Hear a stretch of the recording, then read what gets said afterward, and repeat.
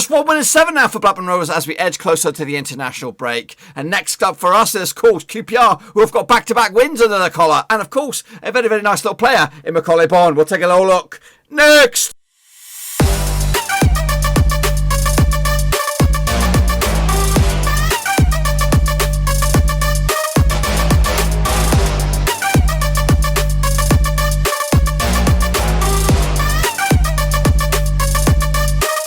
Right, folks, back once again with another match preview. This time looking forward to Blackburn Rovers' next match against QPR in the Championship, and we'll get to that in just 1 second. If you're new to the channel, smash your subscribe button to keep you bang up to date with all things Blackburn Rovers related, Championship related. We got it all here. Bum bum bum bum bum bum under one Ruski. Oh yeah. That's right, boys. We got it all here under one Ruski. That's right, Rovers, who have scored a goal in 2 games, taking on a QPR who have back-to-back wins, and they're on the climb, lads. On the climb. So I want to talk about that in a minute. I want to make a big shout-out to the Patreon guys. You know who you are. Support the channel behind the scenes. So I do appreciate the recent love and the old patrons. I think we had a couple of new ones at the start of the week. Mickey N.A. joined us. And, of course, Jan as well, who's a familiar face on the old FIFA streams. So I do appreciate those guys' support. Thank you very, very much. If anyone else is out there wants to support the VIP gang down below, check out the link. Patreon.com/Roverseas. You can become the latest brother from another mother. It's actually been action-packed stations with Rovers and, of course, domestic football across Europe as well.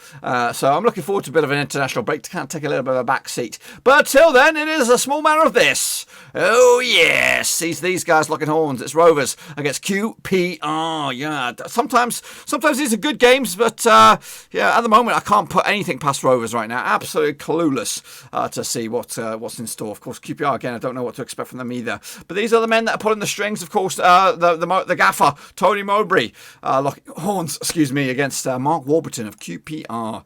Of course, our capitano these days is Darrell Enhen. Some say he deserves a bit of a break. Adam Armstrong, of course, out, I believe, through injury.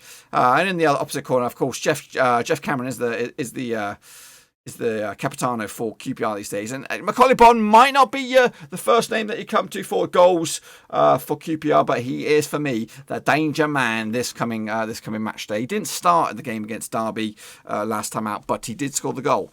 And I do think he's going to be one to keep an eye on. I've always kept an eye on this guy. Back in his late Orient days, he scored goals for them in non-league and then in League Two. Then he made the switch to flipping Charlton and he scored goals for them. And then again, QPR gobbled him up for about £2 million. Billy Bargain, in my eyes. And of course, he's a Zimbabwean international. So, of course, let's take a closer look at the match then, shall we? In a bit more detail. Take place right here in the Garden of Eden. Oh, yes! It's, of course, back-to-back games at Ewood Park. We did start a match against Middlesbrough the other day, unbeaten, even though we were very, very, very, very, very, very lucky to get ourselves away with a point on that one. It was a clean sheet, 0-0 at the end. And apparently Middlesbrough. That's how tired I am. Middlesbrough, they're not that clinical in front of goal, but they should have had about 6 or 7 goals on that day. But fortunately for our defence, bodies were thrown on the line. So I do appreciate those guys throwing the body on the line. And actually, you know, you can see in some of the guys' faces, your try balls, that it actually meant something to them. That they actually were trying to, you can show a bit of passion for the club. And they've only been here 2 minutes, so I do appreciate that. But other guys need to step up to the plate. I did see some lackadaisical kind of efforts against Middlesbrough. But anyway, enough about that. So let's take a look at the stats and things. There hasn't really not much has changed here in regards to Rovers. Armstrong's still on 10 goals and he will be there for a couple of weeks now. Hopefully after the international break he'll be back. I don't think he'll be in contention to start this time around. Johnson's got 3 again, hoping he'll be back in a couple of weeks time, but for right here right now he's not in consideration either. And Tyree Stolen, he did start again against Middlesbrough. I think that was a bit brave there by Tony Murray, and again he realised his the frailty of Tyree Stolen. He's got. Now don't get me wrong. Tyree Stolen is a good little play. He's a youngster again, picked up from Preston, and we got carried away with it. I got carried away with it as well. But he is very, very lightweight. Put a bit more pound on allowed, make it a little bit stocky and a little bit heavier. If he keeps the trickeries under his sleeve, he'll become a very, very good player for us. A key little player, just like Chapman. But you know, Chappers now, I think is even without him playing, I think Chappers has leapfrogged Tyree Stolen just because of. You know, he's just like a deer in the headlights sometimes. He'll get the ball between his feet and do his little trickeries and try and do something. But if it doesn't work out, there's no plan B for Tyree Stalling at the moment. So we'll have to see how that all shapes up. Of course, assists again stay the same. Rothwell with 2. We did see the return of Rothwell when he did provide a bit more spark in midfield on Wednesday or Tuesday night. So I do expect him to be in consideration to start. Rankin Costello and Elliott as well. A couple of assists for them, and they should both be fit and available. Of course, yellows. Johnson's got 3. Lennon's got 2, and Gallagher's got 2 as well. That might change a little bit. We'll have to see about that. Of course, the attacking avenues. So let's talk about Rovers then, shall we? Heading into this, we've actually still scored a fair few amount of goals. 13 goals through open play, 2 through counter attacks, 2 penalties, and 1 set piece. As for the attacking avenues, 38% of all of our attacking avenues coming down the left, 36 down the right, and 26 down the middle. And as for the action zones, 30% of all the we got to change this. We got to change this on the fly. Let's do this on the fly right here, right now, pal. I've just got to flip these numbers around because Rovers are terrible at the moment. So it's actually attacking avenues. It's 30%, and the defensive third is 28%. I didn't update those numbers, but anyway, we're back. We're back into it. So that's the possession, or whereabouts the possession is kept for Rovers on average. As we take a look at the shots, then shall we? Of course, the majority of the shots taking place in the 18-yard box. 56% of all shots taking place in the 18-yard box. Just 5% in the 6-yard box. 39 long-range efforts. We need to see more of that from Adam Armstrong. Of course, he won't be firing anything this time around. Of course, as for the shots direction, 17% down the left, 14 down the right, and 69% of all shots coming down the middle. That's okay. Take a look at that then. Of course, this is the run-in, or the recent run-in. We'll take a look at the form tables in a little bit where Rovers rank, and it's not a pretty viewing. Of course, we come into this just 1 win in the past 5 across the board there, and it's back-to-back games without a goal. So it's a little bit worrying for us. Of course, we did draw with Middlesbrough last time around. Prior to that, it was a 2-0 win, a 2-0 defeat to Swansea. All the way back, I don't know, middle of the month, wasn't it, against Reading? It was a 4-2 loss. We scored a couple of goals there, but it's to little or no effect. But Reading has started to show a little bit of cracks in their form so far. They're now I think they're catch-upable now. I think we'll start to see that gap close, and we might even see it close a bit more this weekend. Of course, we do it commentary, which is good. 10-man commentary. Let's keep laying that down the line. 10-man commentary. We played well against Watford, but we got spanked. Played well against Watford. We played well against the 10-man Coventry. Shitty against Reading. Shitty against Swansea. And pretty terrible. Actually miserable against Middlesbrough. I'm going to stay on that line. We were miserable against those bad boys. Let's kick it off forward then. What's on the agenda for us? Of course, after the international break, we'll come back and we'll take on Luton Town. And I'm hoping, I'm just going to have all my voodoo sticks and lucky charms and rabbit's feet together that Bradley Dack's available for this one. And maybe we'll see a whole host of players coming back from injury and quarantine and all this kind of jazz. So I'm hopeful for that. And that's an away day, and we did not get anything out of Luton Town last year, so back-to-back wins for them heading into that. Of course, then we got a bit of a fruity one against Preston North End, of course. I'm going to be on the road for the bunch of these games, so we'll talk more about that when that arises. Barnsley, of course, a little bit later on at the back end of the month as we edge closer to December. Again, probably away for that one. Then it's Millwall, should be back for that one, and I'll probably do, I'm confirming right here, right now, we should be able to do a watch-along for that one. That is Millwall at home. And then Brentford, the David Raya derby, right there at the end there, as we enter the 5-game stretch. So, what do we do with the team then? What do we start with him? We've got Tribal, of course. I'm going to stick him in the middle of the thing. He did show a bit of passion in that match against flipping Middlesbrough the other day, which I thought was nice to see from a loanee. Of course, Douglas, I don't think he'll be available. Pears will probably remain between the sticks with a clean sheet. It'll be a bit harsh to drop the lad. Of course, Harvey Elliott will probably start. Maybe, I don't know if he's going to play a start up there, but we'll throw him up there for the time being. Ayala, don't know about his availability. I'm going to keep him out of the lineup as well. Looks like Rankin Costello again will continue to where he goes. Chappers is an option. We'll put him up there for the time being, up the left-hand side. Del Boy will probably start again at the back. Corey Evans did start, and this is not great. I'm not going to stick with this. Kaminsky is probably out. We'll put him down here for the time being. Mari Bell, same deal. I don't think he's available. Darrell Lennon should be there or thereabouts as well. Nyambe at right back. That's pretty much Pitts itself for the time being. Armstrong again, no longer available. Rothwell should get it in the side. Brereton probably in the side as well. Holtby, I know what you're thinking. Why is he putting 12 players on this thing? Tyree Stone. There is a man missing here. Where's Sam Gallagher?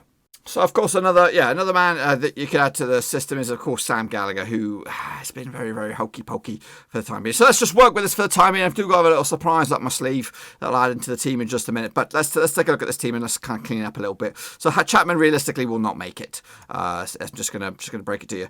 Brereton will probably start on the left. Gallagher will be down the middle, and then Elliott will be down the right. Down into this midfield here, you need to do something a little bit different here. I think you're looking at these two type of players, Tribal and Evans.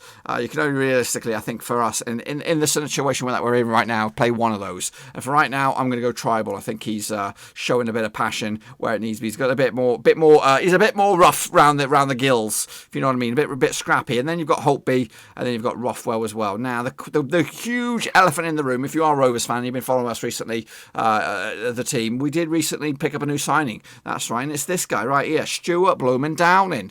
That's right. Where does he fit in? Now, the reason why people will be like, he shouldn't even be anywhere near the lineup is match fitness and all that kind of stuff. But when you take a look at us recently, our set-piece ability is absolutely probably one of the worst I've ever seen. It really is. Toothless. We're scared to take a free kick. We're scared to take a corner. And when we do take a corner or a free kick, they're absolutely terrible. I've seen better stuff in a blind man's football, man. I tell you what, it's just the worst piece of the game right now. And I used to look forward when it was the Mulgrew day back in the day. We have a free kick and it was long range. We're talking long range efforts. I thought I always got a little bit excited because I knew maybe, just maybe, Mulgrew would put that in the back of the net. And again, same with corners. I always used to think, you know what, we got a bit of a set piece magician there. But right now, when you look at this team, not including Stuart Downing, the set piece ability is terrible. You got height in Darrell Lennon, you got height in Brereton, you got height in Gallagher. Why on earth are we so ass at taking a corner and ass at taking a free kick? It really is terrible. Whereas Downing comes in, he has that ability. Yeah, I did see him score a goal. I think at least one from a free kick,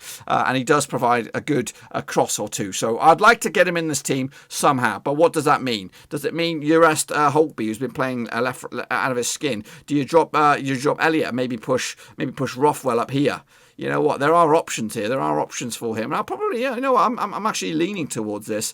Elliott's been playing a lot of games since he got here. And again, having him from the bench, like a Tyree Stolen, like a Chapman, would be something interesting. Again, you could also maybe even drop Gallagher. You probably drop Gallagher, because having a striker to come off the bench to provide a bit of spunk is also an option here. So, you know what? It could do something like this. It really could. Gallagher coming off from the bench. We've got Brereton leading the charge. Rothwell with his, his high pace, high energy sort of stuff. But again, you wouldn't mind him from midfield. So there are a lot of questions and dilemmas for Mowbray to make with a bit of a threadbare squad. But to be honest with you, I think I'm going to go with this. Maybe we'll have Tribal in a defensive midfield slot, Downing offering in the set piece ability, and of course a pass or two. He might not have the pace, but Rothwell does provide that energy and all that kind of jazz. And again, from the bench, we've got the likes of Chapman, Holtby. Who else do we have in there? A couple of other options, Buckley as well potentially. But that's my team for Rovers heading into the match against QPR, which is to be honest with you, I think it's a must-win game at this stage. Try and give us a bit of confidence moving into the next part of the season. Well, let's take a look at those visitors then. Of course, QPR coming back of this on back-to-back wins for them. Of course, they've got a couple of goals in their team. London Dykes has got a couple of goals already. Elias Chair as well, and bright mighty boy Samuel's got a couple of goals as well. Adoma, Barbe, and Dickey are your assist men there with one apiece. As for the discipline, Chair's got himself 3 yellows. Barbe's got 2. Cameron, the El Capitano, has got himself 1 to boot so far. Let's take a look at the stats and figures there for QPR. Heading into this, of course, they've scored about 7 goals through open play, 2 penalties, and 1 set piece. Just 10 goals all in all. Those goals have come from shots that have been down the... Well, actually, let's take a look at the touches. The majority of their play is coming in the middle third. There, 41% of all the possessions coming in the middle third, with 29% in the attacking third, 29% also in the defensive third. As for whereabouts in the pitch, 40% on the left, which will be the Nyambe zone, so he's going to be on his tippy toes, and 39% down the right, which would be the Rankin Costello zone, and as of recording, and 21% down the middle. As for shots, 7% of all the shots in the 6-yard box, 63% in the 18-yard box, 30% long range, bad boys, of course. As for where those shots take place, 17% down the left, 23% down the right, and 61% down the middle, of course. What do we have here? Of course, this is their recent run. Of course, they did beat Derby, hot off the press, of course, 1-0 winners. They also beat Cardiff with a lastminute.com winner not too long ago on the back end of last weekend. But prior to that, it was a heavy defeat to Barnsley, and that was an away game. Of course, that's hopefully what we can get from them this coming week. Birmingham, they drew 0-0, and they did pick up a defeat to Preston as well. So yeah, they were on a good bit of form right now, back-to-back wins for them. But prior to that, they were a little bit wobbly with a 3-game run without a win. So it's much better than us. Of course, after us, they take on Watford after the international break. That'll be at home. Then up to taking on Rotherham also at home. home, so back-to-back home games for them. As they enter the back end of November, they take on Brentford away, Bristol City at home, and then Huddersfield away for them heading into this. So here comes the difficult part for me, is to build a team for QPR. So let's get into it and take a little look at this team. Here we go. Let's try and figure this sucker out here. So, of course, recent signing, Dickey, has been quite a pivotal member of their defensive core, so I do expect him to start in a back four. Barbet is also very, very good. Good pickup last season from Brentford. Didn't really see the best out of him last season, but we may see a bit more of his quality shining through. Young Kake should be at right back there. Masterson is an option from the bench, a little bit more. He's a youthful option at centre back, but no go. Macaulay Bonne did score the winner. Does he start the game? That's the question. We'll put him there for the time being. Lyndon Dykes is also an option as well. In fact, I've actually seen him with Dykes leading the charge and Macaulay Bonne in a sort of attacking midfield slot as well. Sami Sanjol, or whatever his name is, should start as well. Adoma as well on the left, perhaps. You've got Carroll pulling the strings in the midfield. Of course, he is Cameron as well. El Capitano, that should be a start. In his chair, where's the heck's he going to fit in there? Ball as well as an option. I think he was one of the goal scorers for that big game against Cardiff. Dieng will start between Sticks and Hammerleinen, left back, gets the nod again. Wallace is another option. Kane as well. Of course, ex-Rover there. So I do expect Kane maybe to feature from the bench. Wallace as well. So yeah, the dubious question is basically, I think this is the spot here, the controversial spot. Does Macaulay Bonne get the nod? He did score the winner. In his chair will probably get the nod. Macaulay Bonne from the bench is an exciting prospect, and it does provide a bit of an extra threat. Who would you rather? If I was the manager for QPR and I've got an explosive, unpredictable player like Macaulay Bonne, I'd rather have him coming off the bench instead of Lyndon Dykes. And then Lyndon Dykes will provide a bit more composure, a little bit more, your tried and trusted striker. But Macaulay Bonne, it provides that sort of surprise effect if the shit is hitting the fan. So I would probably stick with this Macaulay Bonne. As much as I love him, you know what? I just think he will. I think they will save him, just like they did in the weekend. He'll be chomping at the bit. He'll be thinking, you know what? I deserve to start this game, but I think he will stick with Dykes up top. Moving on. What have we got going on? Okay, here's the tail of the tape now. The tail of the tape between these two sides. Of course, on average, Rovers banging in still 2 goals a game, despite back-to-back games without a goal. On average, QPR just the 1 goal. We are still averaging 16 shots per match, 10 for QPR, 2 yellow cards as well, 1 for them as well. 5 corners apiece, of course. Danny Dyer at corners at the moment, 13 fouls on average for Rovers, 11 for QPR. Aerial success, we are a little bit better than QPR with 52% of our aerial duels won. On the flip side, 48 for QPR. We also boss possession well, 56% on average possession, 51 for QPR. Pass success is also pretty high with 80% compared to 74 for QPR. And again, average rating is still high, and that is still from those bigger games, of course, earlier in the campaign. Let's take a look at how these two sides have played in the recent recent occasions. Over the last 6, both home and away, Rovers picking up 5 wins, just the 1 win for QPR. Of course, last time out, it was a 2-1 win for Rovers, and it was back in January 2020. 2-1 win. Armstrong and Lennon on the score sheet. Jordan Heigl getting a consolation goal for the QPR. However, last time they played at Loftus Rovers, a 4-2 win for QPR back in October 2019. Naki Wells, Eze, Bright Samuel, Jordan Heigl on score sheet. Bradley Dacarino, Adam Armstrong on score sheet for Rovers. So yeah, that's just the one blip on the resume in the last 6 games. If you can, even Sam Gallagher's got himself a collector's item. 91st minute winner against QPR all the way back in 2017. That was when, of course, when he was on loan. Meanwhile, the last 6 games at Ewood Park, we haven't lost to QPR.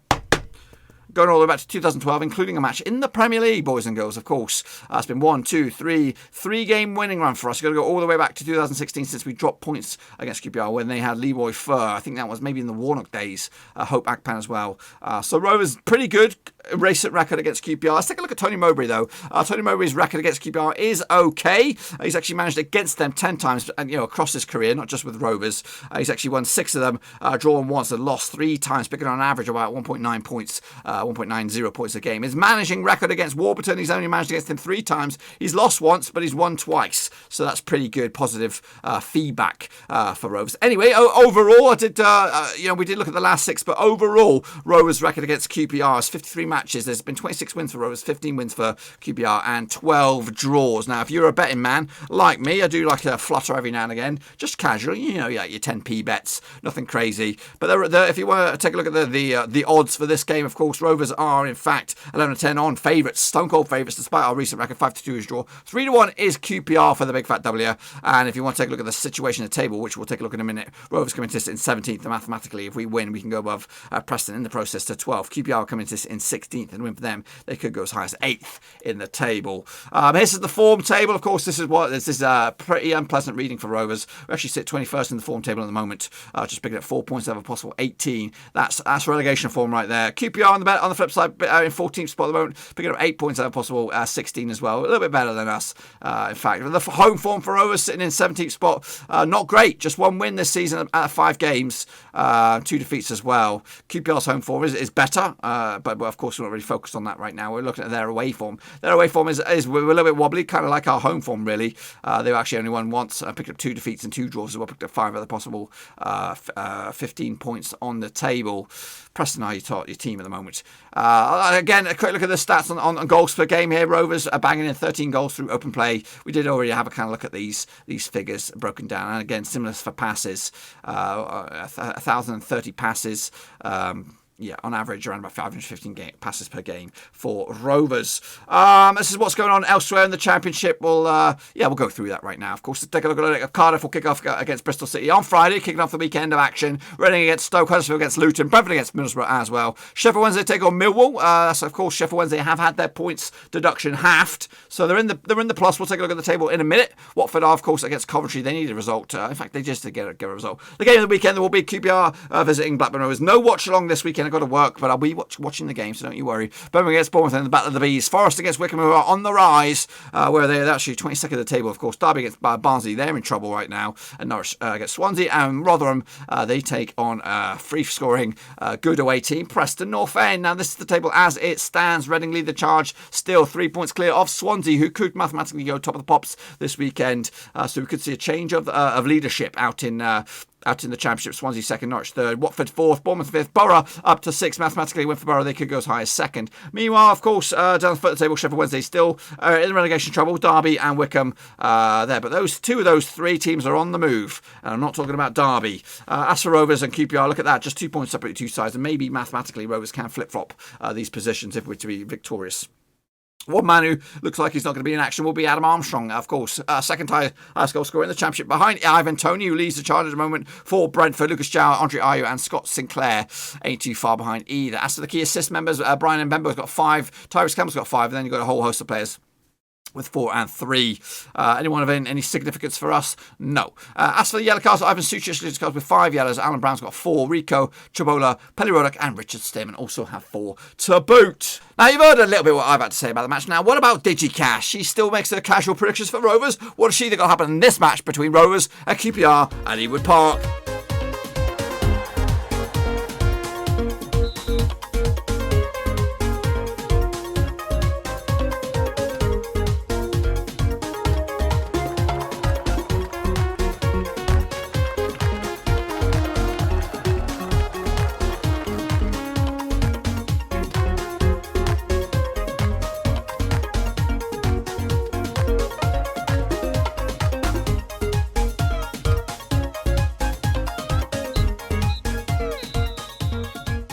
Now, before we get out of here, a bit of trivia for you. Not really a bit of trivia, but a bit of stuff here. These are some of the players that play for both Blackburn Rovers and QPR. Pick your favourites out there, of course.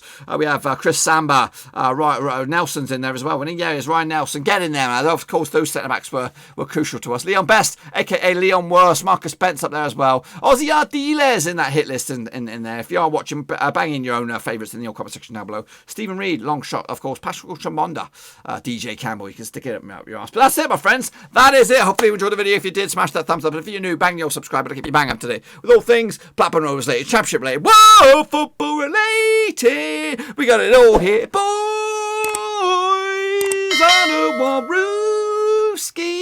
If you want to support the channel, please check out the description below. Yo, we got the Twitter, the Twitch. Follow. Yo, I'm just ripping this off of my head. Yo, if you want to become a Patreon, check out the link down below. Yo, check out the link down below. Come on, Rovers. Bring on the 3 points, baby. Enter the international break, baby, with a win, and then hopefully bring the Dakaroony back. Oh.